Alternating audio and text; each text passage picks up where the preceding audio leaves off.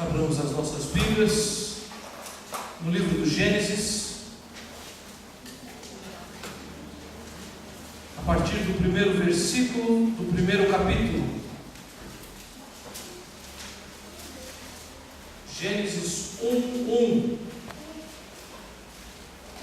Eu peço a todos que, com extrema reverência, acompanhem a leitura que farei do texto anunciado no nosso programa de culto.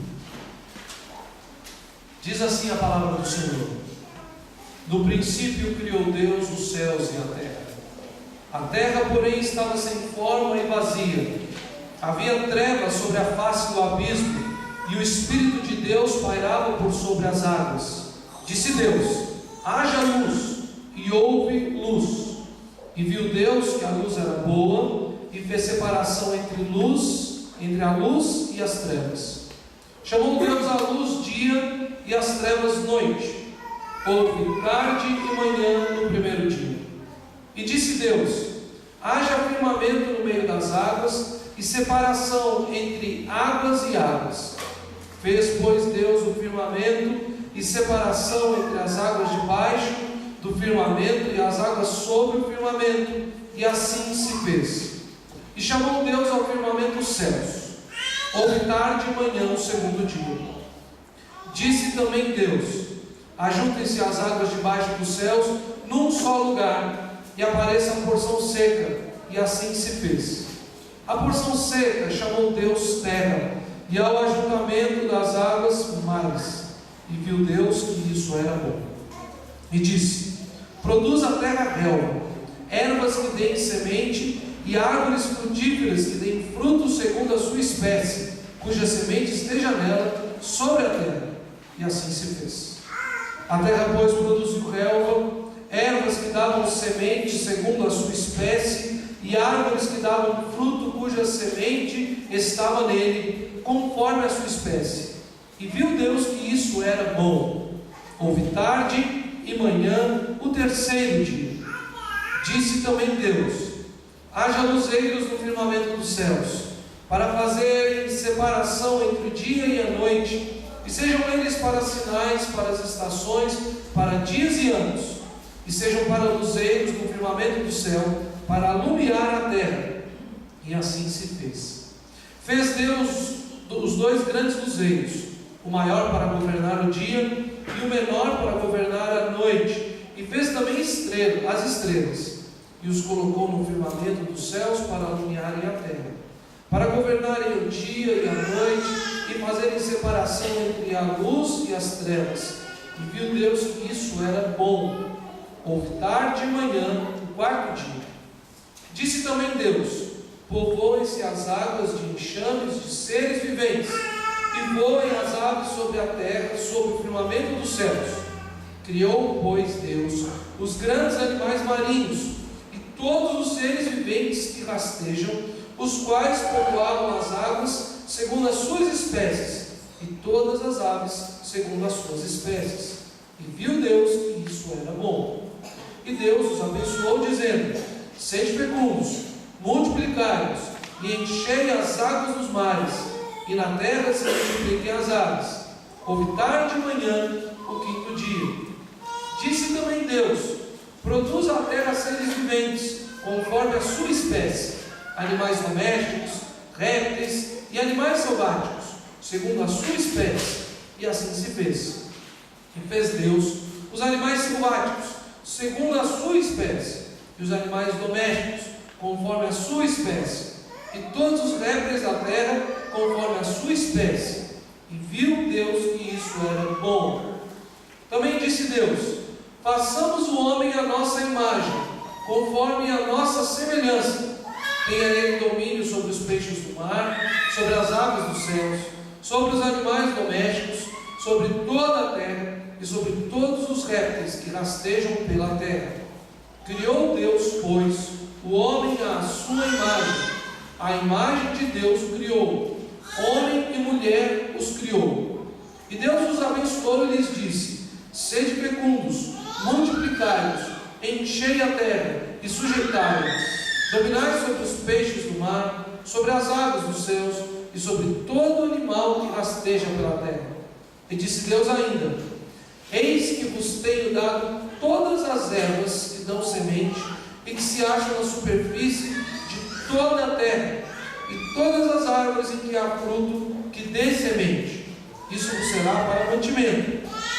E a todos os animais da terra, e a todas as aves dos céus, e a todos os répteis da terra, em que há fôlego de vida, toda a erva verde lhe será para mantimento. E assim se fez. Viu Deus tudo quanto fizeram, e eis que era muito bom. Houve tarde e manhã o sexto dia. Assim, pois, foram acabados os céus e a terra, e todo o seu exército. E havendo Deus terminado no dia sétimo a sua obra que fizera, descansou nesse dia, e toda a sua obra que tinha feito. E abençoou Deus o dia sétimo, e o santificou, porque nele descansou de toda a obra que, como Criador, fizera. Em silêncio, meus irmãos, em atitude de oração, ouçamos o prelúdio instrumental.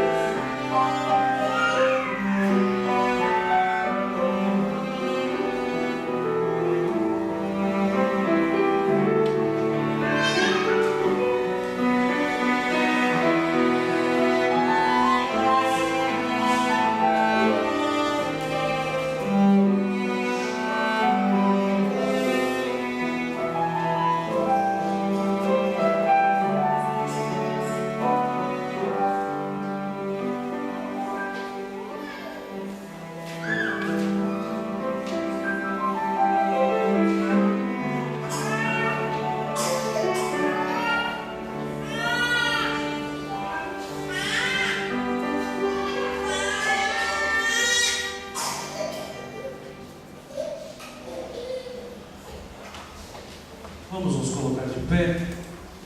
Eu convido o nosso irmão, o reverendo Fulton, que por favor, nos dirija a Deus nessa oração de invocação.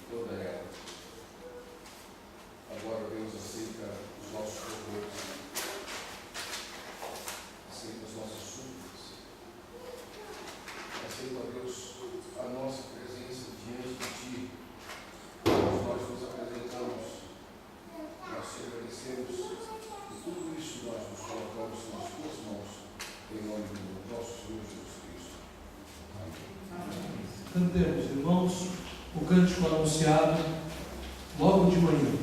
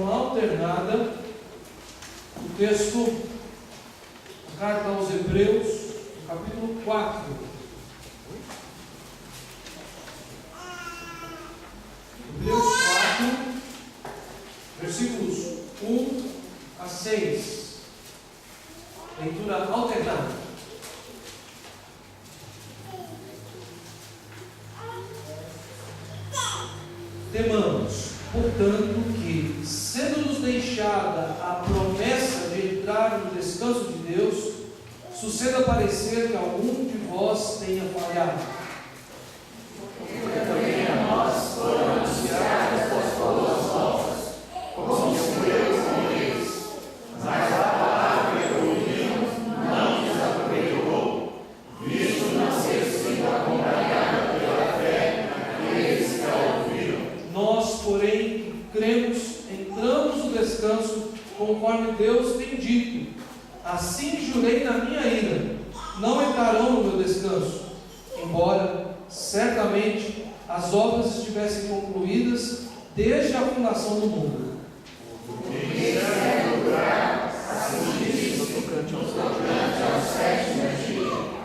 Descansou Deus no sétimo dia de todas as obras que fizer. E novamente, no mesmo lugar, não entrarão no meu descanso, todos nós. Visto, portanto, que resta entrar em alguns nele, e que por causa da desobediência não entraram aqueles aos quais anteriormente foram anunciadas as boas novas.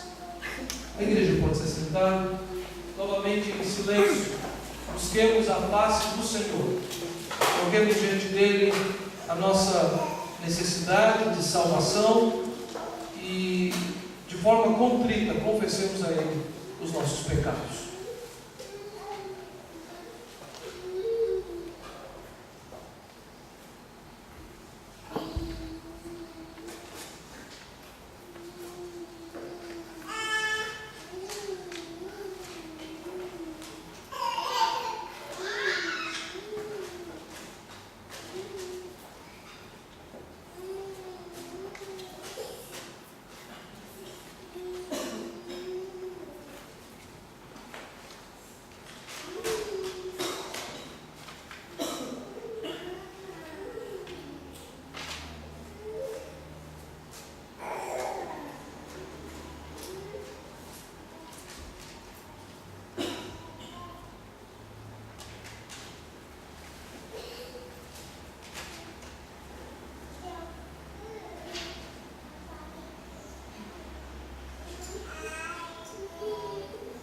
Deus e Pai, nós louvamos o Teu santo nome, pois nessa manhã, mais uma vez, nos lembramos do descanso que a perfeita obra de Cristo Jesus nos dá. E descansados em Ti, confiados, Senhor, no Teu poder, na Tua graça, na Tua benevolência, Senhor, nos reunimos para a adoração do Teu santo nome. Ouve nossas orações, Senhor, mais uma vez, nós Te suplicamos. Limpa e purifica os nossos corações. Te imploramos isso no nome de Cristo Jesus. Amém. Amém. Assentados como estamos, irmãos e irmãs, entoemos o hino anunciado.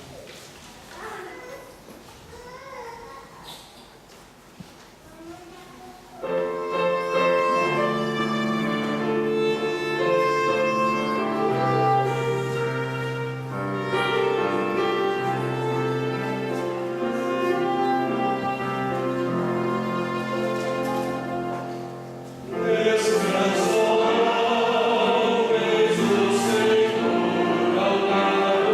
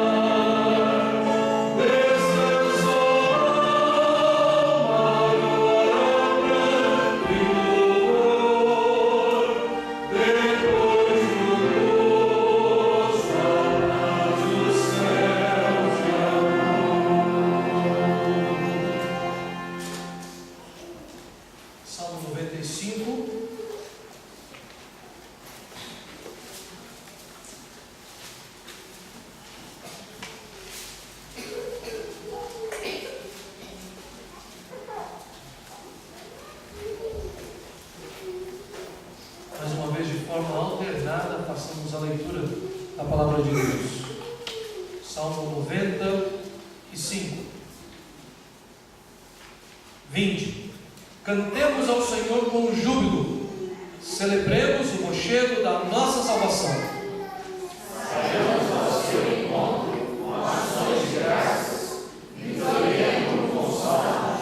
Porque o Senhor é o Deus supremo e o grande Rei acima de todos os deuses. Nas suas mãos estão as profundezas da terra e as alturas dos montes lhe pertencem. Dele é o mar, pois ele o fez. Obra de suas mãos os continentes. Vinde, adoremos e prostremos-nos, ajoelhemos diante do Senhor que nos criou. Ele é o nosso Deus, e nós, povo do seu pasto, e ovelhas de sua mão. Hoje, se ouvirdes a sua voz, não endureçais o coração, como Meribá, como nos dias de Massá e Rezé. quando vossos pais me tentaram, pondo-me à prova, não obstante terem visto as minhas obras. Durante 40 anos, o Espírito desgostava com essa geração e disse: é povo de coração transviado, não conhece os meus caminhos. Todos nós. Por isso jurei na minha ira, não entrarão nos meus descansos. Irmãos e irmãs, nós temos aprendido vários hinos e cânticos de louvor ao nosso Deus. E o reverendo Lugero Bonilha é quem nos ensina esses cânticos. Então ele vai nos conduzir cantando a primeira estrofe deste hino. E logo na segunda estrofe nós já vamos nos colocar de pé e aprendendo a cantar junto com ele também. Então ouçamos o hino, a primeira estrofe tocada nos instrumentos, depois eu cantarei a primeira estrofe, aí nós repetimos.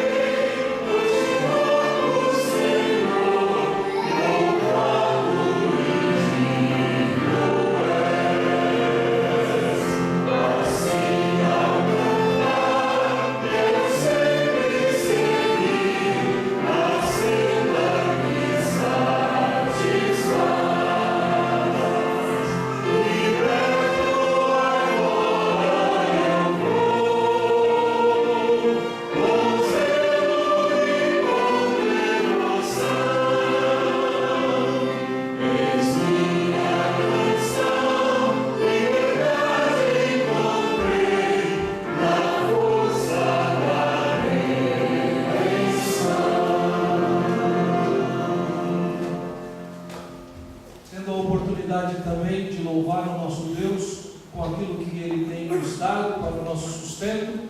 Vamos cantar esse próximo cântico e nessa oportunidade nós também dedicaremos ao Senhor os nossos dízimos e as nossas ofertas.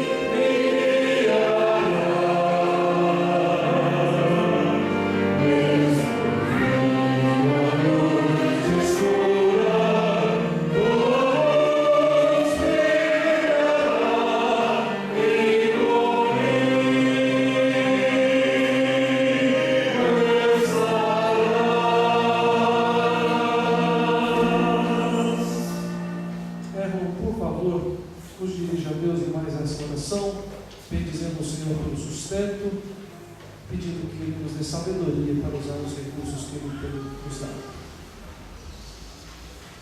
Senhor nosso Deus, nós louvamos e agradecemos pelo nome, Pai, por mais essa oportunidade que o Senhor nos concede, Senhor, de nos reunirmos como igreja, Pai, para louvar e agradecer o teu nome.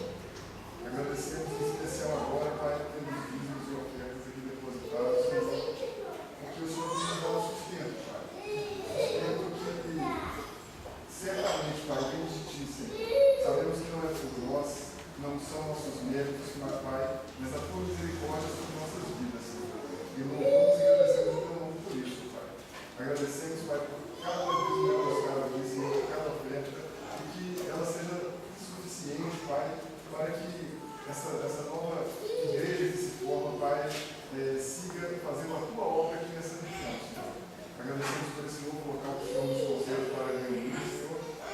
Em nome de Jesus, Pai, que ele seja uma bênção na vida dessa igreja, que ele seja, Pai, uma bênção na região aqui também, Pai. Que essa igreja seja uma bênção aqui nessa região. Em nome de Jesus, que os dízimos, os valores depositados aqui, Senhor, sejam utilizados com sabedoria, utilizados, Pai, para a honra e glória do Teu nome. Em nome de Jesus, que eu peço. Os irmãos podem se assentar. Dentro daquilo que vão se tornando as marcas da nossa igreja, o número de crianças é acho que o mais forte deles. A gente gosta de dizer dos nossos bons músicos, né? E quando convida para vir ao culto, você olha, a música é muito boa. Mas quando me perguntam sobre a igreja, perguntam normalmente quantas pessoas já tem aqui. Aí eu falo assim, olha, tem muitos jovens casais com muitas crianças e várias a caminho, né? Então, nós nos alegramos pelas crianças estarem conosco. Elas fazem parte da igreja, como qualquer outra pessoa. A igreja não é dividida por setores e não existem pequenas igrejas dentro da igreja do Senhor. Então, nós temos esse trabalho com as crianças e elas saem. Com esse novo espaço, nós temos agora boas salas também para elas. Aqui em cima, para quem entra, debaixo da escada tem uma porta direita, nós montamos o nosso berçário. Bem do lado tem um banheiro, então fica ótimo para cuidar dos pequenininhos. E os que estão de 2 ou 3, Lívia? 2 ou... Quem vai descer? Fabiana, cadê? Eu sei, mas quantos anos que vão lá para baixo? Sai do berçário. De 2 a 6. Ok, então de 2 a 6 tem uma sala ali embaixo. Ah, e os outros? Mas tem outras crianças. De repente eles não conseguem prestar prestar atenção. Nós temos um material que ainda está sendo feito assim, graficamente provisório, mas o nosso querido Jano logo vai lançar um grande kit infantil para a nossa igreja, né? Mas é um material que nós estamos usando e que foi bolado por um pastor muito amigo meu, o reverendo Ageu, que é colega do reverendo Volto, é o diretor do seminário de São Paulo, e eles têm um caderninho de sermões, ou seja, os que têm de 7 para cima ficam com o pai, com a mãe, ouvindo com os alunos, fazendo as suas anotações, até mesmo que é bom que os pais se lembram melhor do sermão durante a semana que tiveram que ajudar seus filhos. Então nós vamos chamar todas as crianças, a começar pelo seu Rafa e por todos os outros que têm até 6 anos. Saem conosco. Os que têm acima de 6 anos, de 7 para cima, vem todos à frente, nós vamos orar. E aí depois vão sair. Até 2 anos conversar aqui em cima. E os mais velhos, hein, Maria? Você é das mais velhas, né? Vamos sair. Vem, Fefe, vem aqui com o Tiago.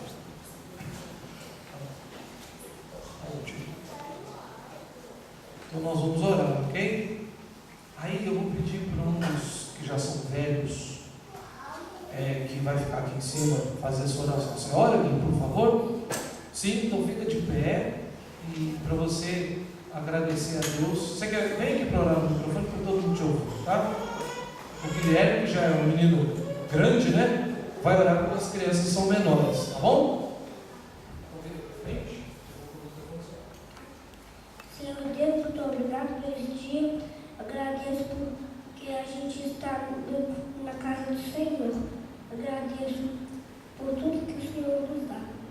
Agradeço porque agora a gente vai sair e as crianças todas fiquem bem. Em nome de Jesus, amém. Amém. Crianças podem ir. Isso, ao Senhor. Crianças que saiu perfeito do louvor. Hoje nós tivemos louvor que não acaba mais. Graças a Deus pela vida das nossas crianças, pelo espaço livre, a vontade que elas têm no nosso meio. Nós temos tido a oportunidade de estudar a carta aos Hebreus. Estamos no capítulo de número 4. E nós já tivemos a oportunidade, durante esse momento de culto, de louvor, de ler a primeira parte deste 4º capítulo.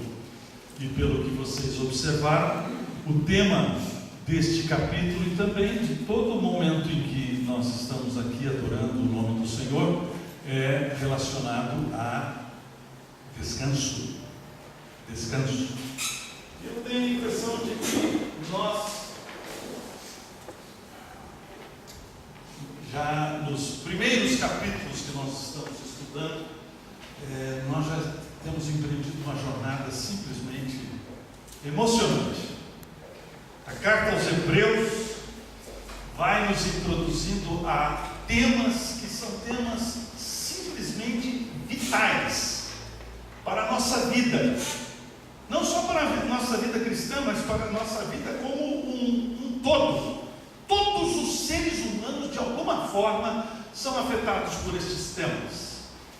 Na verdade, meus irmãos, uma das coisas que nós vamos observando é como a nossa vida aqui é efêmera, passageira. Esses dias atrás, vi através da internet a fotografia de um colega meu, estudou comigo.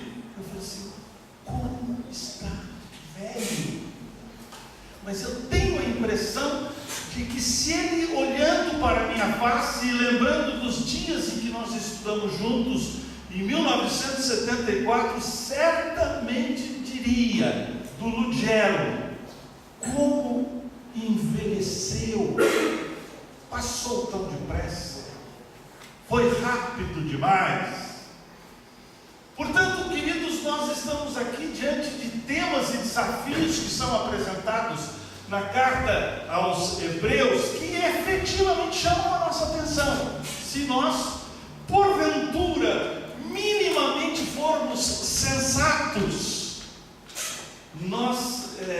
entenderemos que estes temas chamam a nossa atenção de maneira total. A nossa mais honesta reflexão está aqui, nestes temas tão impressionantes que são abordados na carta aos Hebreus. É verdade que o fato é que, via de regra, nós somos tolos. E a nossa atenção é muitas vezes chamada para coisas que não deveriam chamar a nossa atenção. E nós passamos por cima daquelas coisas que são efetivamente vitais. Via de regra, nós nos concentramos em coisas fúteis. En passant, damos importância para determinados detalhes que não têm a menor importância, não tem nenhum valor permanente ou significado para a vida ou para a morte.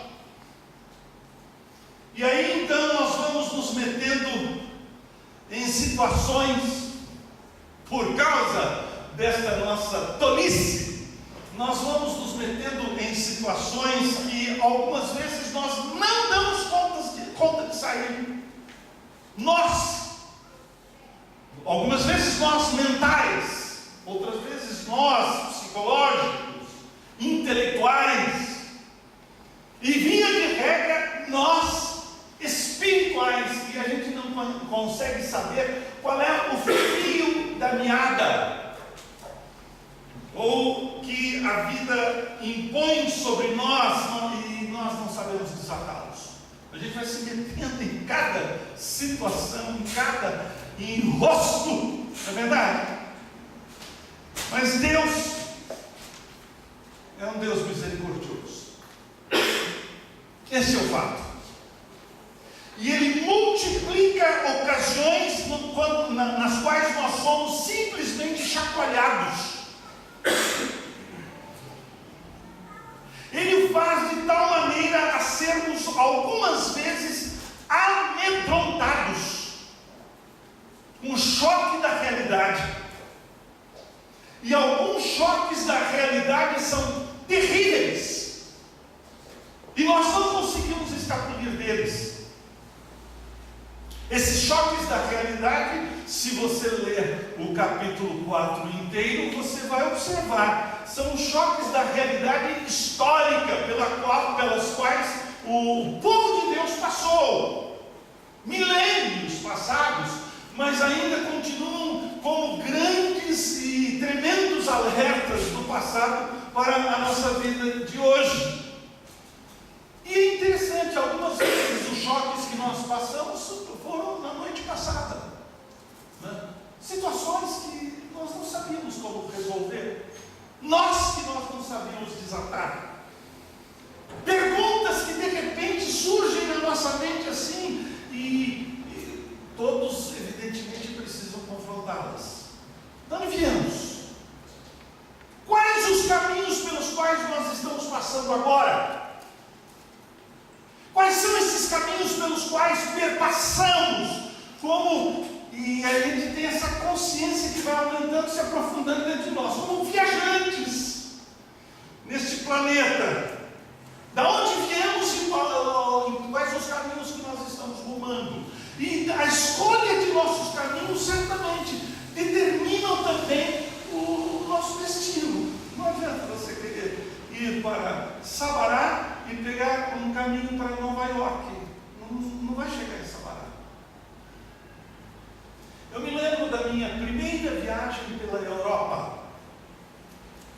Viajante barato, pagando pouco. Eu fiz uma viagem como andarilho, como mochileiro. Eu fiz o seguinte, eu comprei uma caderneta de milhas ferroviárias e eu me aventurei por tantos países quantos eu pude conhecer, sem nenhum roteiro. Não sabia o roteiro. Eu só sabia o seguinte, eu escolhia um trem, ia a uma estação de trem, à noite, um trem que me levasse a um outro país, mas que a viagem durasse uma noite inteira, porque eu não queria chegar chegar numa outra estação de madrugada. Eu queria ficar no trem, porque eu dormia no trem, enquanto o trem me levava para o próximo destino. Eu calculava mais ou menos a hora de saída e a hora de chegada nas diversas estações ferroviárias pela Europa. No percurso, você pode imaginar, sem dinheiro, não tendo recurso para dormir num hotel decente, passei praticamente uma semana indo para lá, para cá, sem tomar banho. Então você pode imaginar qual era o meu estado. Dormia dentro dos trens, os trens europeus. Quem viajou pelos trens europeus sabe muito bem disso, né? Numa couchette, né? E você puxa o banco do lado de lá, puxa o banco do lado de cá e vira, fecha a porta da couchette e vira um quarto, né? De vez em quando, de madrugada, entrava alguma pessoa e falava assim: esse lugar é meu, eu vou ter que levantar de novo, arrumar a couchette para dar um lugar para aquela pessoa. Mas o fato é que na manhã seguinte, aonde o trem havia acabado de me levar, naquela estação, eu encontrava um maleiro e colocava a minha mochila e andando, perambulando pelas cidades, visitando os pontos turísticos das mais diferentes cidades do velho mundo. Madrid, Amsterdã, Genebra, Luxemburgo, Paris. Eu fiz uma das piores coisas que um turista, via de regra, faz. Levei uma senhora máquina fotográfica, grande, de grande angular, lente.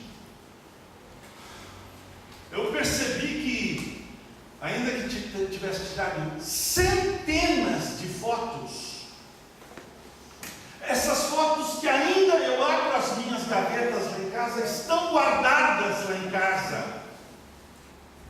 Mas estão guardadas lá em casa para eu nunca mais vê-las. E eu descobri uma coisa. Com aquela máquina. Primeiro, ninguém se interessa por fotografias onde você não esteja. Fotografia de paisagem, ninguém se interessa. E é interessante, depois de algum tempo, você olha para aquelas fotografias e você não se lembra, se você não pôs um álbum, ou disse aonde gravou onde é, você não se lembra de onde é aquela fotografia. Segunda coisa, na verdade essa primeira coisa é interessante, porque quando você viaja sozinho, você nunca fotografa o seu rosto. Você sempre fotografa daqui para lá. É que nem fotografia de lua de mel. Só aparece a noiva. Na verdade, porque você fotografa daqui para lá.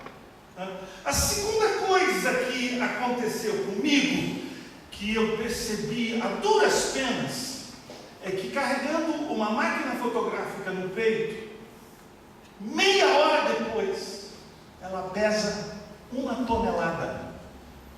É uma coisa simplesmente impossível de você andar com aquela máquina fotográfica o dia inteiro, de tão pesada que ela é.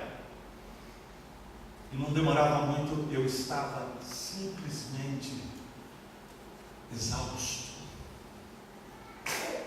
buscando algum lugar para descansar. E eu descobri que, viajando pela Europa, uma das coisas que os lugares melhores para descansar, sabe onde é? Nas igrejas. Fresquinho. Aquelas igrejas de pé direito, alto, silêncio, de vez em quando alguém tocando um órgão de tubos. Era um lugar para descansar, relaxar. Igrejas vazias, silenciosas. E eu comecei a observar como é que a vida imita realidades espirituais. Como é que a vida é retratada também nas nossas viagens.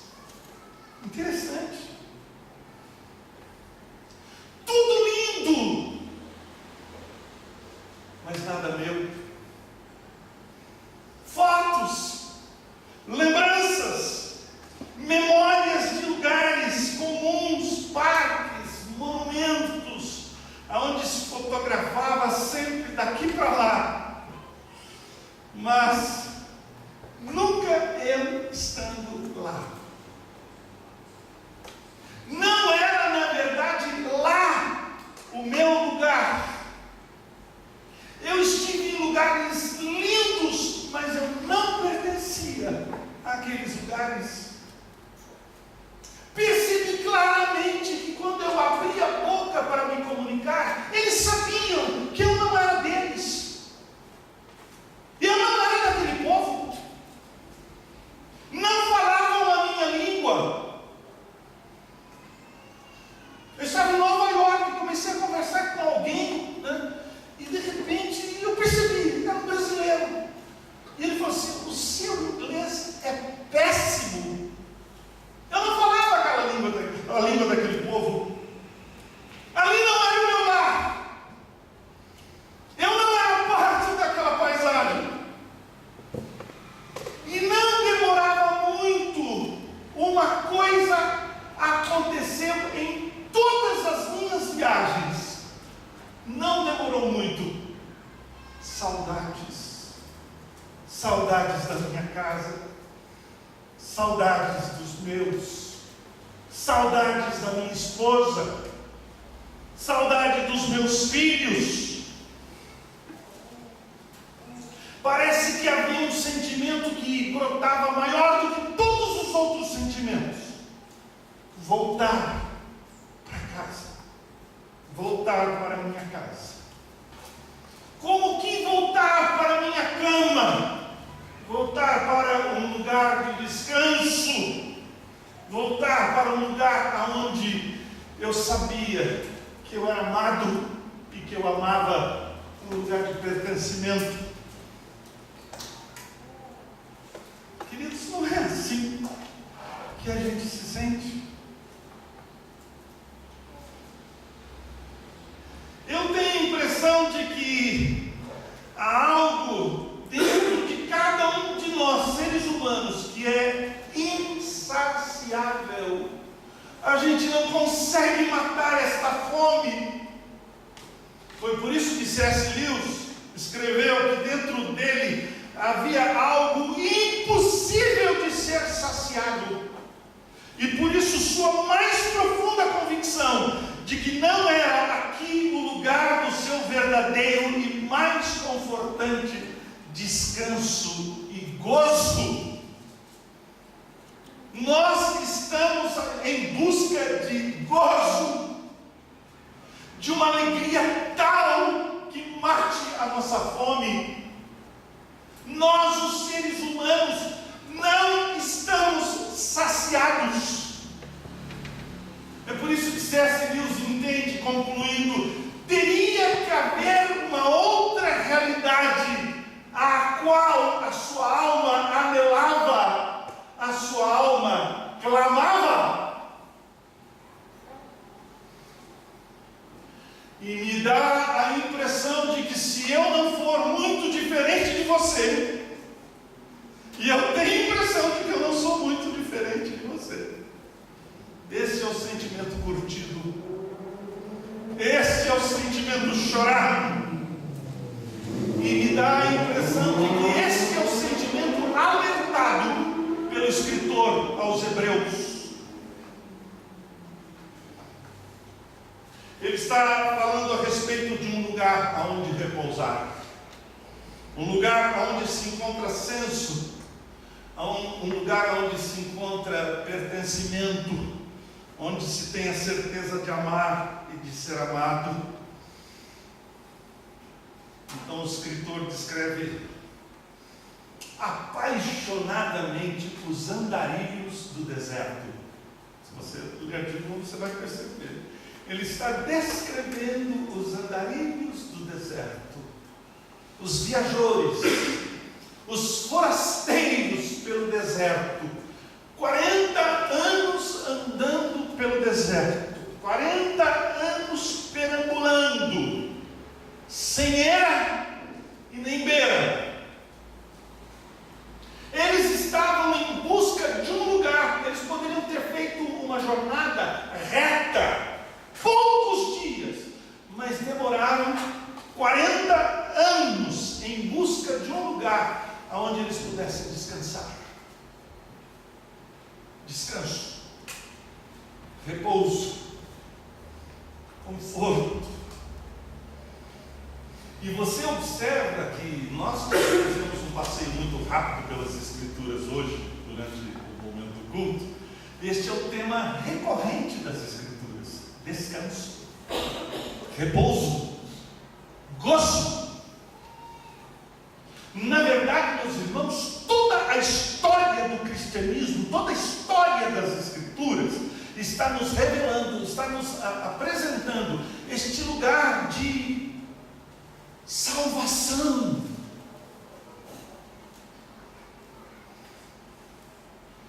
Desde as primeiras páginas das Escrituras, Deus criando todas as coisas, e ali a gente encontra alguma coisa simplesmente inusitada, que Deus, que não precisa descansar, descansou. Deus que não se cansa,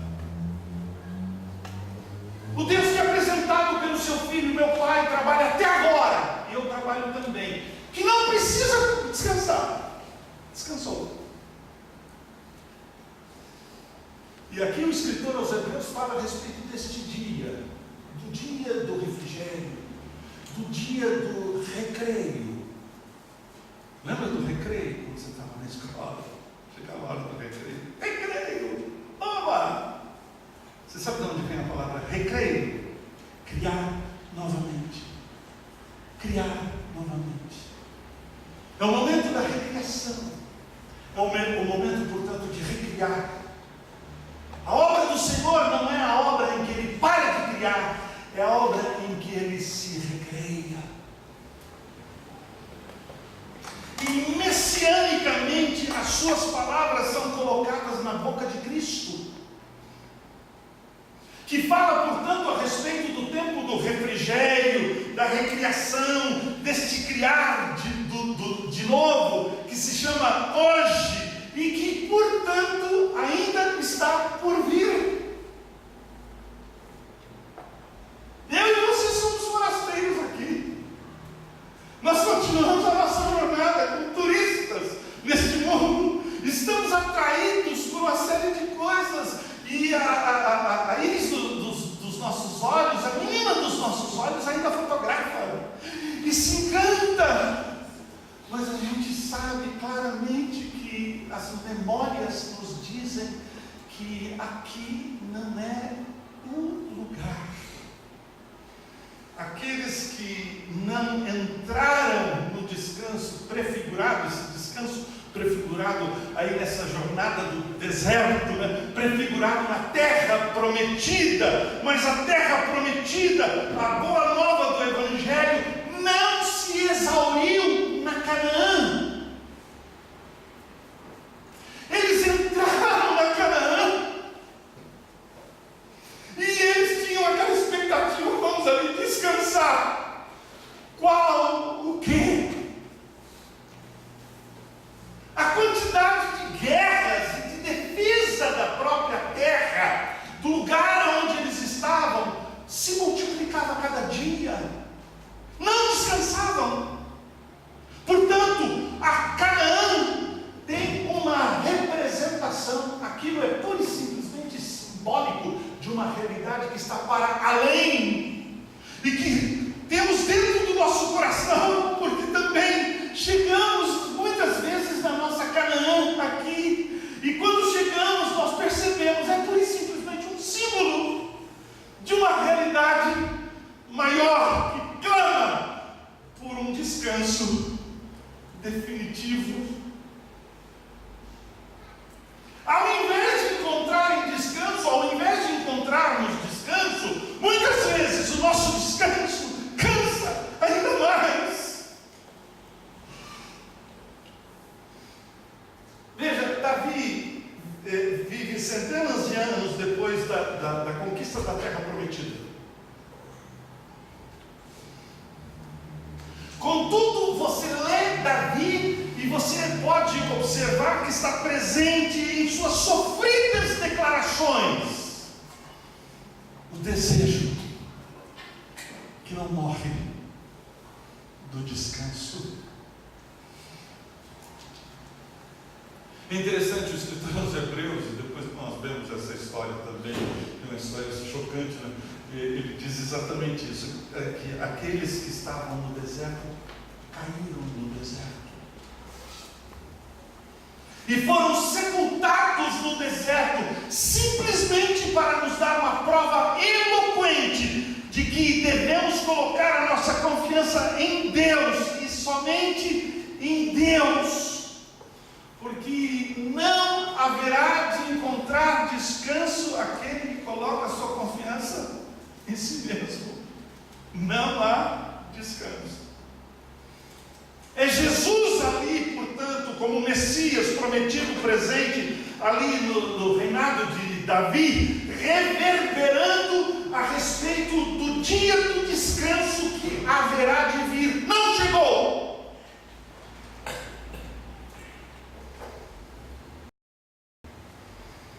Aí o escritor diz assim: tememos, conforme nós já lemos, né? Tememos, portanto, que sendo-nos deixada a promessa de entrar no descanso de Deus, suceda parecer que alguns de vós tenha falhado, porque também a nós foram anunciadas as boas novas. Que boas novas é essa? Essas são as boas novas do descanso. Como se deu com eles, mas a palavra que ouviram não lhes aproveitou, visto não ter sido acompanhada pela fé naqueles que a ouviram. Nós, porém, que cremos, entramos no descanso, conforme Deus tem dito assim: jurei na minha ira, não entrarão no meu descanso. Você está percebendo aqui? Ele diz: entrou. Agora ele diz assim: não entra. É simplesmente uma advertência às avessas.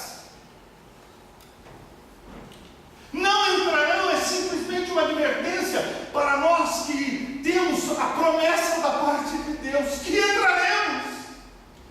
Embora, diz o texto, embora certamente as obras estivessem concluídas desde a fundação do mundo, e aí nós lemos lá o livro do Gênesis, né? As obras concluídas, todavia, não? Porque em certo lugar assim disse no tocante ao sétimo dia, e descansou Deus no sétimo dia de todas as obras que fizera, e novamente no mesmo lugar, não entrarão no meu descanso. Você observa que estas advertências, elas são simplesmente as avessas das declarações positivas.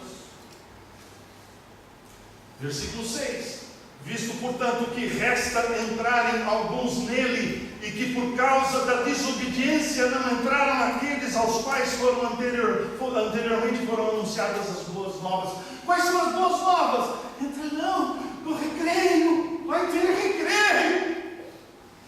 De novo, determina certo dia, hoje, falando por Davi, muito tempo depois, segundo antes fora declarado: hoje, se ouvirdes a sua voz, não endureçais o vosso coração. Ora, se Josué lhes houvesse dado descanso, não falaria posteriormente a respeito do outro dia. Portanto, resta um repouso para o povo de Deus, porque aquele que entrou no descanso de Deus também, ele mesmo descansou de suas obras como Deus das suas. Esforcemo-nos, pois, por entrar naquele descanso, a fim de que ninguém caia segundo o mesmo exemplo da desobediência.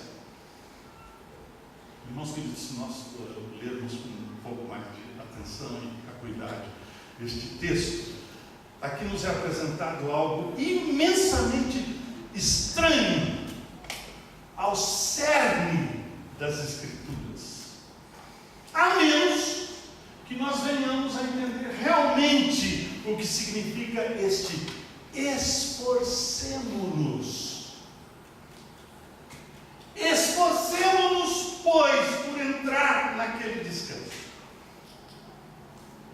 E logo a seguir o texto diz assim: não porque a palavra de Deus, porque a palavra de Deus é viva e eficaz e mais cortante do que qualquer espada de 2 gumes, e penetra até ao ponto de dividir a alma e espírito, juntas e medulas, e é apta para discernir os pensamentos e propósitos do coração, e não há criatura que não seja manifesta na sua presença. Pelo contrário, todas as coisas estão descobertas e patentes aos olhos daquele a quem temos de prestar contas. Queridos, esses versículos, portanto, estão entranhados nas Sagradas Escrituras. Nós não podemos entendê-lo isoladamente.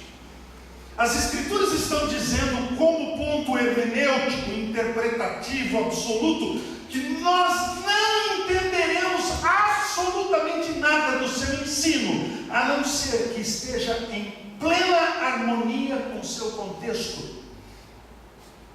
Com o seu contexto próximo e com o contexto do livro, do testamento, dos testamentos. As Escrituras são, portanto, uma unidade, e agora sendo pleonástico, uma unidade única, unida de pensamento. Se porventura, meu professor de homilética sempre dizia isso, ele dizia, se você porventura tem um texto para provar uma doutrina, examine melhor, você não terá nem aquele texto. Ou as Escrituras provam a verdade como um todo, através de todas as suas páginas, ou então nós podemos fazer das Escrituras a mãe, a fonte de todas as heresias. Ou tudo, ou nada. As Escrituras interpretam as Escrituras. O Novo Testamento está latente no Antigo e o Antigo patente no Novo. E se você estiver fundamentado ou fundamentar qualquer doutrina num único texto, cuidado. A heresia, a Bíblia é a mãe de todas as heresias. Cuidado. Cuidado, visto que a própria Bíblia, ela pode, na verdade, criar seitas diabólicas. Se você toma textos isolados, tirando do seu contexto por pretexto, as seitas fazem isso. E a Bíblia, para os incautos, os leva para o erro. Gente que vai para o inferno. A Bíblia aberta. Portanto, queridos, quais são os pontos focais deste texto? Nós precisamos saber. Primeiro ponto focal deste texto. Preste bem atenção. Todos nós, em todas as épocas, em qualquer circunstância histórica, eu e você, Moisés e Arão, corremos o risco gravíssimo de sucumbirmos à incredulidade. Nós somos propensos à incredulidade. A pregação do Evangelho bíblico tem como objetivo primário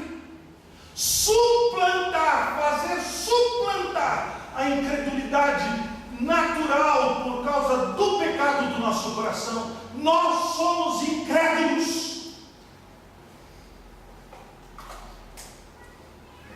O Evangelho tem como objetivo fazer com que aqueles que ouvem sejam, na verdade, suplantados pelo Espírito de Deus de sua rebeldia. Nós somos rebeldes. Alguém disse que o nosso problema é a nossa humanidade. Não!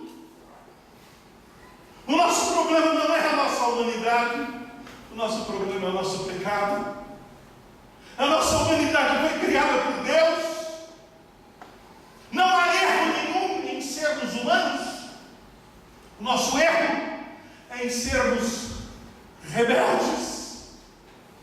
Nós somos rebeldes por natureza, e o pecado, então, arraigado em nós, nos faz rebeldes, definitivamente rebeldes.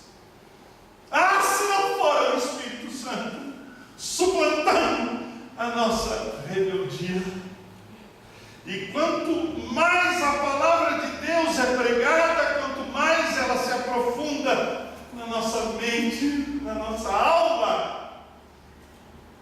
E quanto mais a palavra de Deus é pregada, e quanto mais ela se aprofunda na nossa mente, na nossa alma, mais e mais ela suplanta resistências dentro de nós.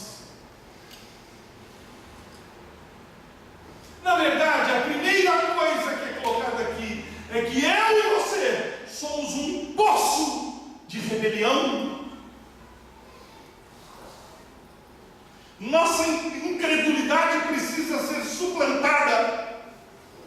Nossa incredulidade precisa ser dominada. Nossa incredulidade precisa ser aplacada por Deus. E somente o Espírito Santo de Deus tem o poder para vencer a nossa resistência e transformar o nosso coração de pedra que ricocheteia a verdade e transformá-lo num coração de carne que recebe o tiro e absorve a verdade, transformando o nosso coração, portanto, fazendo o nosso coração um coração pronto para se penetrar. Se não for o Espírito de Deus, não será a eloquência de qualquer pregador. Se não for o Espírito de Deus, nós entraremos e sairemos carregando o fardo da nossa incredulidade. Eu estava ouvindo essa semana a respeito da grande dificuldade do cérebro receber, fazer penetrar medicamentos. Gente que tem problemas no cérebro, tumores cerebrais, os medicamentos não são absorvidos pelo cérebro, porque o cérebro se autoprotege. Se autoprotege de tudo, inclusive de medicamento, para o seu próprio bem. Assim é o cérebro.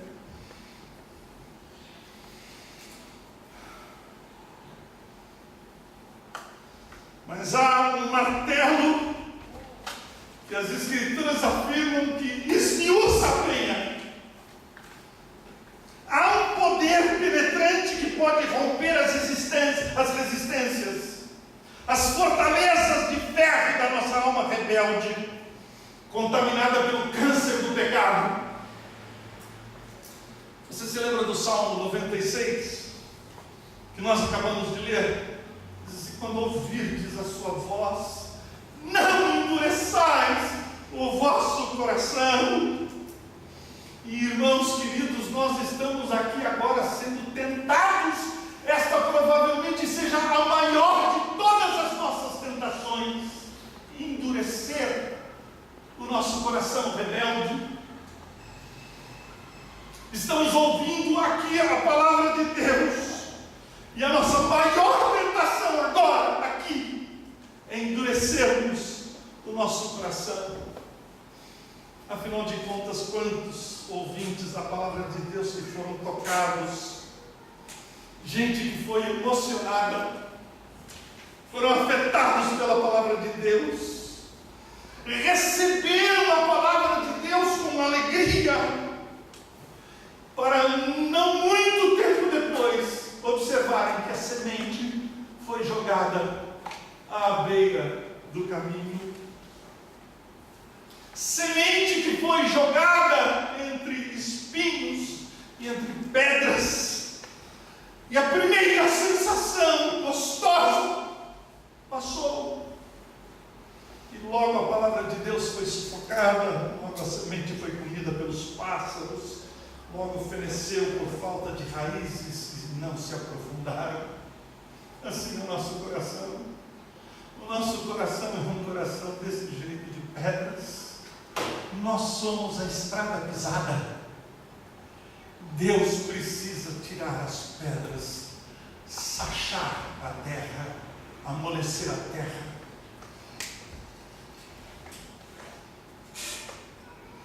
Se não fosse isso, somente uma segunda tentação. Há uma segunda tentação, de nós nos apegarmos às boas novas e às promessas de Deus, mas venha a nós e se parece a nós, na verdade, promessas tardias, demoradas. Você não tem essa sensação? Você não tem essa sensação de que o descanso demora? Enquanto isso, nós estamos afanados, pressurosos, tanta coisa, negócios que não dão certo, não é verdade? Casamentos que se dissolvem, morte dos nossos queridos, e a gente fica assim, com aquela sofreguidão: ó Senhor, me leva também e tal, e na verdade parece tão demorado, tão demorado. Corremos o risco de sermos tolos, como as virgens loucas. Lembra das virgens loucas que não mantiveram as suas lamparinas acesas com óleo do Espírito Santo, que é a palavra de Deus? A única coisa que nos faz fortalecer no momento do apressurar, no momento da expectativa, no momento da espera, o único alimento para a espera é o óleo do Espírito Santo, provido pela palavra de Deus. Nenhum psicólogo, nenhum psiquiatra, nenhum antidepressivo pode produzir este sentimento de que vale a pena esperar. As virgens loucas fizeram faltar o combustível para enfrentar a espera. Portanto, faltou-lhes o alimento para a alma, fereceram. São estes os crentes displicentes com a vida de oração. Não estão mais vivendo na dependência um dos outros, não estão se edificando mutuamente, não estão se consolando mutuamente, não estão confessando os seus pecados mutuamente. Chegou o domingo, o dia do descanso, o santo e deleitoso dia do Senhor, e a igreja não lhes apetece. As orações são espasmódicas, esporádicas, inconstantes. A leitura da Bíblia vai se raiando, se tornando inconstante. Irmãos queridos, eu não estou pregando para vocês, eu estou pregando para nós. O ativismo vai tomando conta, tomando lugar de uma vida de comunhão com Deus. Nós fazemos muito, e depois que nós somamos tudo o que nós fizemos durante aquele dia, percebemos que é correr, correr, correr atrás do vento, e não sobrou nada. Meus irmãos, eu tenho visto muitos colegas pastores que correm este perigo de falar sobre Deus e ter um tempo escasso para ouvir a voz de Deus. Pregar a palavra de Deus e ter um tempo diminuto para estudar por si mesmo, devocionalmente, a palavra de Deus. Ter um conhecimento intelectual da teologia, mas ainda assim não ver este conhecimento afetando a sua alma. Irmãos, eu e você estamos sendo tentados desta forma. Enquanto esperamos, nós nos afanamos com outras coisas que são biscoitos de vento,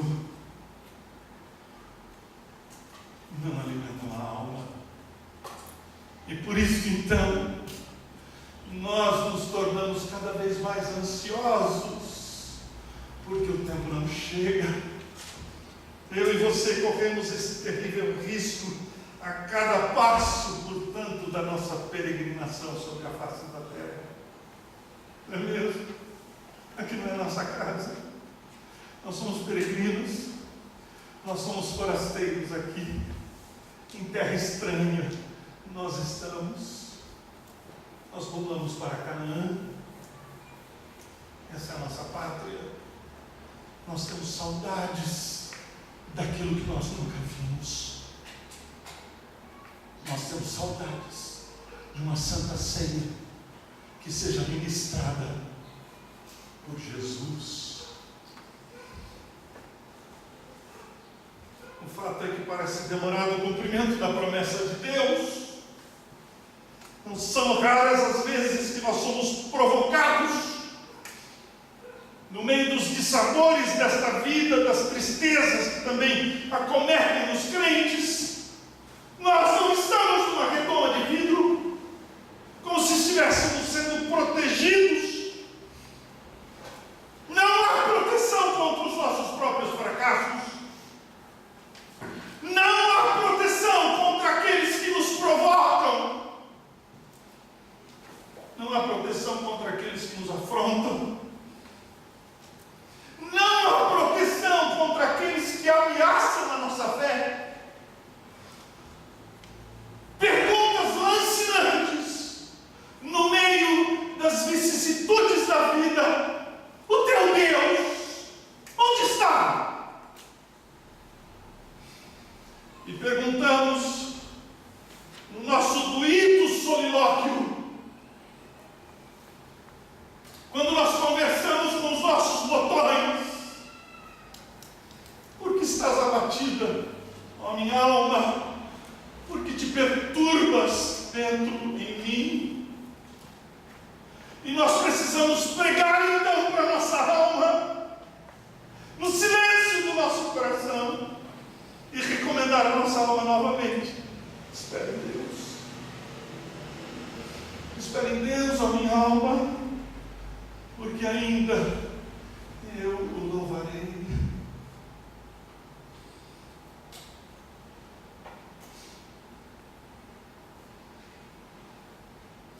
Tem ainda, queridos, este tempo que nos separa do que esperamos. A gente espera, mas tem um tempo que nos separa do que esperamos.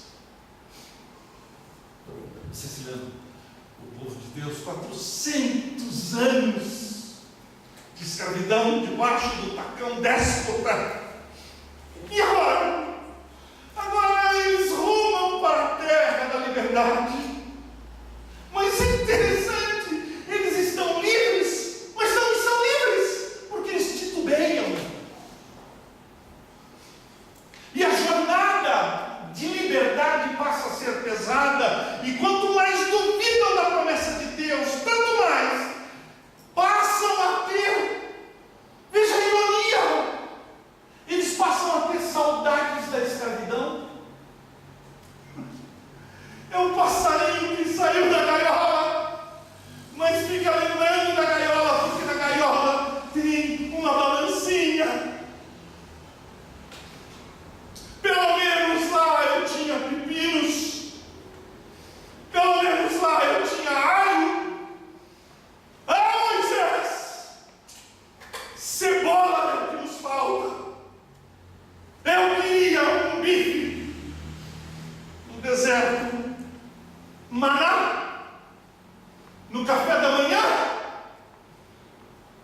na hora do almoço, e o menino pergunta para a mamãe: mamãe, o que temos para o jantar? E a mamãe olha para ele e diz assim: maná. E você sabe o que significa a palavra maná? Literalmente significa: o que é isso? Pois eles tomavam o que é isso no café da manhã, comiam no almoço do que é isso, à tarde, o café da tarde era oferecido, o que é isso, à noite, o que é isso, e antes de deitar, o que é isso. É por isso, meus irmãos, que as igrejas não suportam mais o que é isso? E elas tentam apresentar alguma coisa que esteja além para atrair as pessoas. Que espetáculo! E é interessante a gente ver cada dia o inusitado.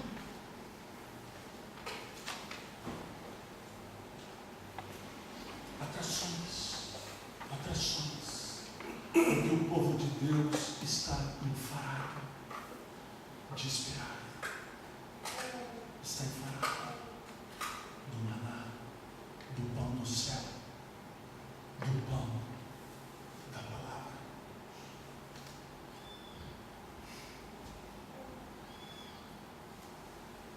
Hoje os pastores estão se tornando cada vez mais especializados em atrair. E a igreja cheinha, e eles estão dizendo: a bênção está lá, cuidado.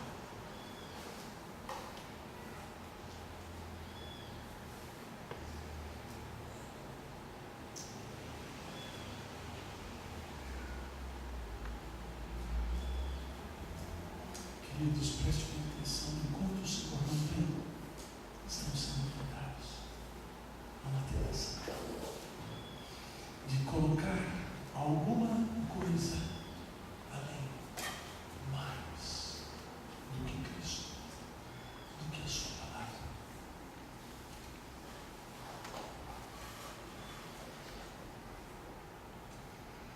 Não se satisfazem mais, conforme diz o texto aos Hebreus, das boas novas. Querem outras novas novidades.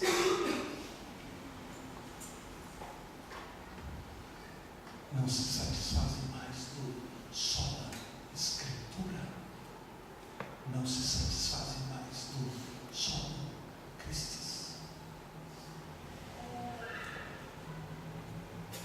Eu e você estamos sendo tentados hoje, aqui, agora. E por isso nós temos que pedir a Deus: oh Deus, tem misericórdia de nós, porque nós não queremos cair no deserto, nós não queremos ficar lá.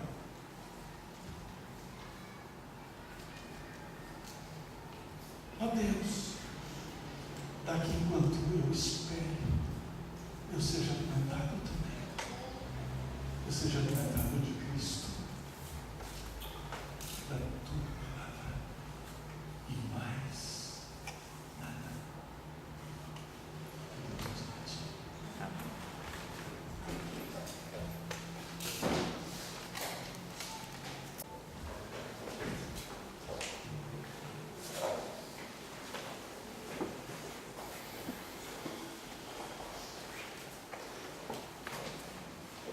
As crianças voltam agora e nós vamos cantar este cântico que está transcrito em nosso programa. Ó momentos preciosos que passamos junto à cruz, recordando as duras penas que por nós sofreu Jesus, sim, levando nossas culpas, Cristo dá-nos doce paz, e os temores nos dissipam e nossa alma satisfaz. Vamos cantar? Enquanto as crianças voltam, ficar sentadinhos mesmo, aí a gente canta, bem bonito sentados.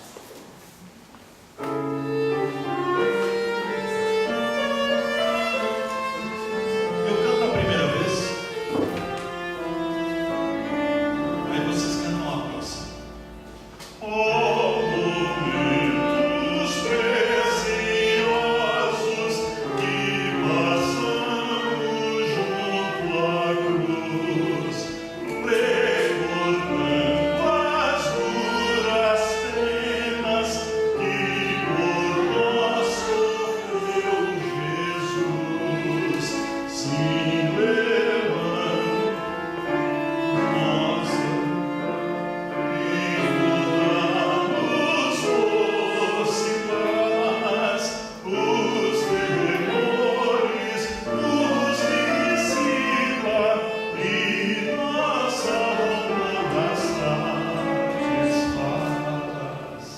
percebendo que eu tenho que aprender.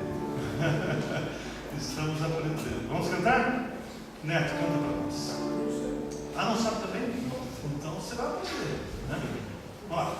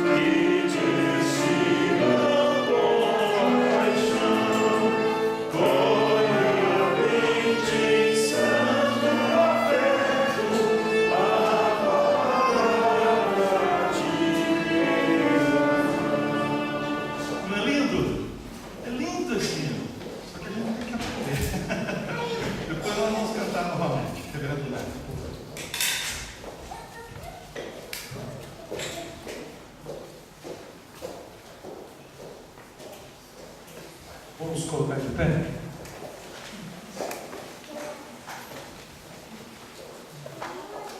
Samuel, por favor, aqui na frente. Nos dirige a Deus nessa palavra final de oração. E logo em seguida eu irei preparar a bênção apostólica.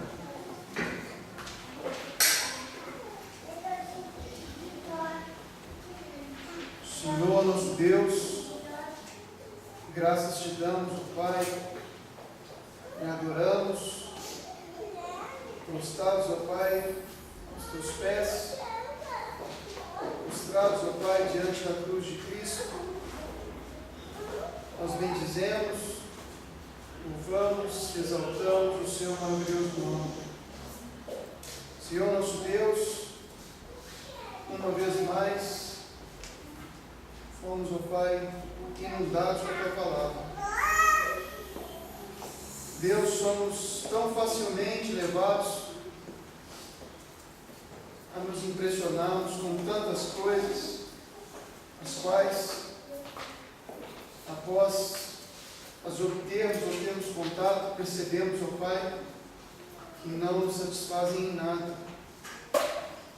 Deus, perdoa-nos porque tantas são as vezes em que, inclusive das porções que recebemos do Senhor, nós as julgamos como insuficientes e não lhe rendemos graças como deveríamos, ó Pai. Entretanto, Senhor, nós sabemos que fomos chamados, fomos escolhidos, fomos redimidos e somos seguros, ó Pai. E o Senhor garantirá o nosso caminho.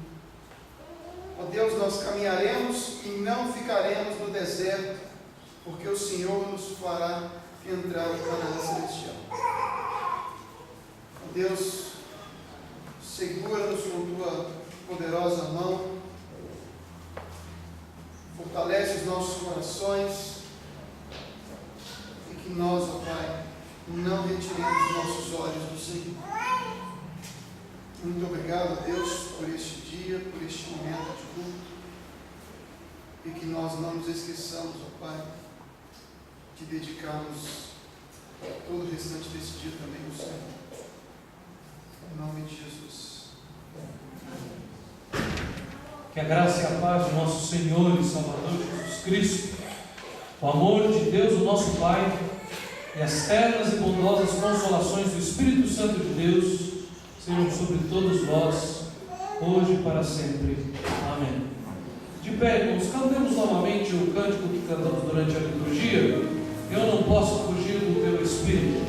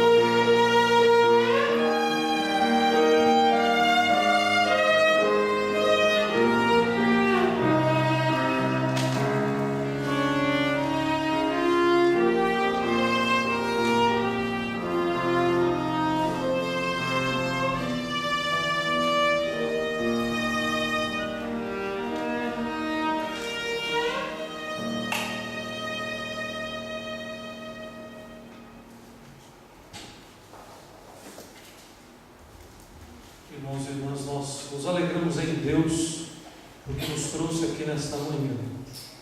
Nós ainda, eu fico cutucando isso, por favor, não me entendam mal, mas nesses últimos 2 meses, nós já recebemos os nossos cultos, contando assim, de cabeça, sem fazer um registro acurado, mais de 200 pessoas.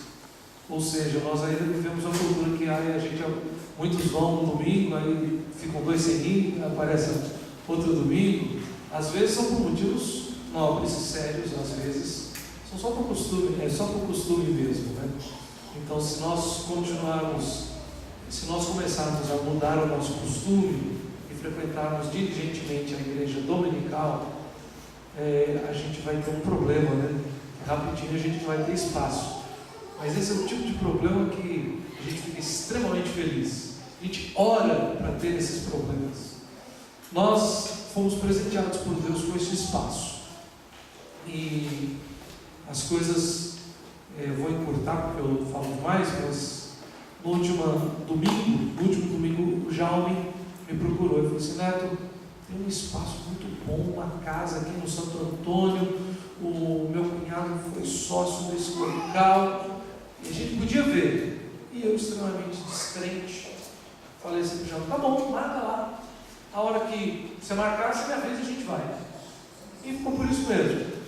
Na segunda-feira, acabou a reunião de oração, eu subi um pouco, fiquei lá no apartamento do papai, conversando com ele. Aí o Jaume, eu vi que tinha ligação não atendida, ele me ligou: Neto, o rapaz que é responsável pela casa falou que pode nos receber agora, aqui no Santo Antônio. Eu não tinha voltado para o Buritis, onde eu moro, estava conversando com o papai, e falei: então bora lá. Quando chegamos aqui, a grata surpresa é que o responsável por este imóvel é o Bruno. E o Bruno já é meu amigo há muitos anos. A gente se conhece na Igreja Batista Central, e como eu sou um craque de futebol, né, Bruno? Eu tenho o privilégio de ver toda a minha habilidade quase que semanalmente. Eu machuquei há algum tempo, ele devia estar com saudade, né, Bruno? Mas a gente já é amigo há muito tempo. O Bruno é uma pessoa muito querida, e por acaso o Bruno, que tinha a empresa aqui, a CIDI, vocês viram? Aqui não é o nome da igreja, tá, irmãos? Não é a nossa placa, nós vamos pôr a nossa, logo. E aí ele veio e mostrou pra gente, a gente saiu daqui 11h30 da noite, eu e o João, ficamos encantados. Eu virei pro Bruno e falei assim: Bruno, nas condições que você está apresentando, eu te afirmo uma coisa: eu sou pastor, eu não sou negociante, não sei pechinchar, não sei fazer nada. Eu só posso dizer o seguinte: por um acaso, eu sou o responsável, né, pelo governo da igreja nesse tempo. Então, por um acaso, eu tenho a liberdade de dizer: está fechado. Quando foi na quarta-feira, ele perguntou: vocês já vão fazer domingo? Eu disse: não, domingo não, nós temos um contrato no hotel. E quando foi na quarta-feira, eu fui fazer o depósito no hotel, e a gerente disse: olha, Lutiero, só te lembrar que o nosso acordo desde o começo foi que no próximo domingo nós não teríamos como receber vocês. Na hora eu mandei uma mensagem para o Bruno: eu quero usar lá domingo que vem. E Deus foi abrindo as portas. Nós fomos conversar com o proprietário daqui, porque o Bruno era locador aqui. E ele disse exatamente assim: o que eu faço com o Bruno, eu faço para vocês, e está por isso mesmo. Nem deu muita bola, a gente achou ótimo.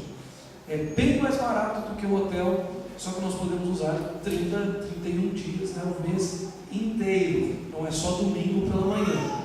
Então nós já estamos nos preparando para, quem sabe, no começo de novembro já iniciar a escola dominical. Nós temos que ter escola dominical. E assim sendo, escola dominical, culto da manhã e culto à noite. Ou seja, ter o domingo completo, como nós estamos muito bem acostumados. Para isso, meus irmãos e irmãs, eu quero convidar de forma aberta a todos os que são membros desta igreja e que estão participando conosco do trabalho, engajados nesse trabalho, para que nessa quinta-feira, aqueles que puderem, venham se reunir conosco aqui às 20 horas. Então, de forma especial, eu já estou convocando também todos os nossos irmãos diáconos, né? E todos os demais que querem trabalhar e nos ajudar, para que nós possamos definir os horários, os professores, o material, e muito daquilo que está aqui, na verdade, muito não, tudo que está aqui dentro, essas cadeiras, o ar-condicionado, as mesas, tudo pertence ao Bruno. E o Bruno, por estar fechando a empresa dele aqui está nos oferecendo de uma forma assim, boa. E nós temos que ver o que nós vamos ficar. Claro que eu já disse para o público que as cadeiras são nossas, né? E várias coisas eu já pontuei, mas eu entendo que essa decisão não pode ser minha, e eu não quero que seja minha, até para que ninguém diga assim: nossa, que absurdo, comprou isso, não precisava. A culpa é do neto, foi ele que saiu decidindo tudo. Então na quinta-feira nós vamos reunir aqui 20 horas para decidir os passos que nós vamos tomar, visto que essa semana, se Deus quiser, amanhã a gente encaminha a nossa ficha, a aprovação. Mais tardar na sexta-feira o contrato já está no nosso nome. Mas de forma especial nós queremos agradecer a Deus pela vida do Bruno. A tia dele vivia dizendo para ele: olha, isso daqui um dia vai ser uma igreja, né? O Bruno foi criado como membro da Igreja Batista Central, 2 quarteirões daqui, né? E o próprio proprietário, quando conversou, disse: a igreja eu sei como é que é, vocês alugam, depois vão querer comprar, né? Aí meu pai falou assim: quer fazer negócio? Vamos já falar do negócio. Então, nós somos muito gratos a Deus, mas nós queremos agradecer com mais uma oração pela vida do Bruno. E queremos, Bruno, por favor, venha à frente. Nós queremos também interceder pela sua jornada também. O seu empreendimento aqui fechou, você fez um grande investimento, um grande empreendimento. O Bruno, trabalhando para a Cidis, que é uma marca de roupa, ele tem uma fortuna em estoque de roupa e perfume. E nós vamos marcar rapidamente um bazar aberto aqui para a igreja, que o Bruno está fazendo uma queima total, e nós aqui da igreja queremos também ver o produto, queremos comprar e queremos te ajudar, Bruno. Em tudo aquilo que nós pudermos, nós queremos te ajudar. E se tem alguém que gosta de divulgar isso, essas marcas, aproveita e pega o contato do Bruno agora no final e ajuda. Vamos vender todo o seu estoque, Bruno. Você tem muitos amigos em outros lugares também, mas nós queremos te ajudar. Bruno, Deus nos abençoou através da sua vida. A bênção vem dele, a mão dele provê e a mão dele sustenta. Mas nós nos alegramos por sermos instrumentos usados por Deus. E Deus realmente tem usado você na vida de nossa igreja. Vamos ficar de pé mais uma vez, meus irmãos? Nós vamos orar e agradecer pela vida dele. Bendito Deus e Pai, nessa manhã nós estamos extremamente felizes, porque nós que somos as pedras vivas do templo do Espírito Santo, do templo de Cristo Jesus, encontramos pela Tua mão dadivosa um local para dedicarmos nosso tempo de culto e de louvor ao Teu nome. E sabemos, ó Pai, que o Senhor usou o Teu servo Bruno, crente no Senhor Jesus, dedicado à Tua obra, agora está sendo um instrumento precioso para esta igreja aqui também. Pedimos que o Senhor o abençoe e o guarde, assim como sua esposa, seus pais e todos os seus queridos. Dá, Senhor, que ele possa ser vitorioso em cada novo empreendimento que ele fizer.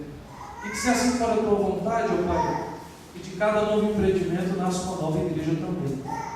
Que o Senhor possa enriquecê-lo de graça e de sabedoria. E que nós, como irmãos na fé, possamos também ser bênção na vida do Bruno e ajudá-lo sempre que estiver ao nosso alcance, Senhor. Abençoa, governa a sua vida e faça que nós possamos continuar nos alegrando sempre juntos na Tua presença. Te imploramos isso no nome de Cristo Jesus. Amém. Amém. A igreja pode se sentar mais uma vez. Eu já falei, então, quinta-feira, 20 horas, as portas estarão abertas e nós nos reuniremos aqui. Agora nós vamos usar esse espaço o máximo possível. Amanhã nós continuaremos com a nossa reunião de oração lá na casa do papai, no salão de festas lá, aqui no Luxemburgo, na rua Luiz Soares da Rocha, como está no nosso programa, 20 horas, como também está no nosso boletim. Às sextas-feiras nós continuamos o trabalho lá na casa do Arley e da Priscila, no estudo bíblico que Deus tem abençoado e nos enriquecido muito. Aí, se o pastor não for, tem que ter o grupo, de qualquer jeito. Quanto mais nos comprometemos com Cristo e com Sua palavra, mais Deus vai abençoar. Mas igreja é assim mesmo, às vezes um grupo vai ter 20 pessoas e na outra semana vai ter 5. e glória a Deus pelos 5 que estiverem lá. Nesses dias, nós estamos aí chegando à 40ª semana da Juju, né? Da Giovana, que está chegando. Então vai ter uma hora que eu vou estar, vai ter uma hora que eu vou estar no meio do caminho. Pode ser que eu tenha que voltar e levar a Juliana para o hospital. Então, nós somos sacerdócio universal. Ou seja, não precisa de ter um pastor para ter reunião. Ninguém precisa de pastor presente para orar, para ler a Bíblia e para estudar. Então continuem firmes. Eu falei sobre os diáconos e eu já falei no ano passado. Nós chamamos 6 irmãos da igreja que não foram eleitos ou ordenados diáconos aqui na nossa igreja Calvário, mas que estão envolvidos. Nós pedimos que eles nos ajudassem com o serviço da diaconia. Mas qualquer outro irmão, qualquer outro homem, membro em plena comunhão com essa igreja, que queira também nos ajudar com o serviço da diaconia, é muito bem-vindo. Nós não chamamos esses 6 porque esses 6 podem e os outros não. Nós chamamos porque quem estava mais perto eu fui chamando. Mas quem quiser se dispor ao serviço, fique à vontade.